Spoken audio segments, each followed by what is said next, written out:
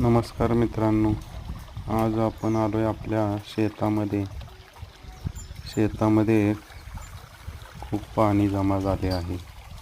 पेरणी का ह्या वर्षी होते का नाही काय भरोसा नाही. पाऊस काय थांबता थांबेना.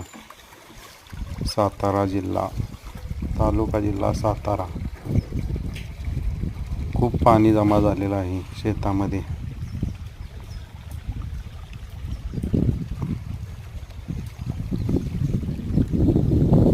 हे आपलं शेत आहे.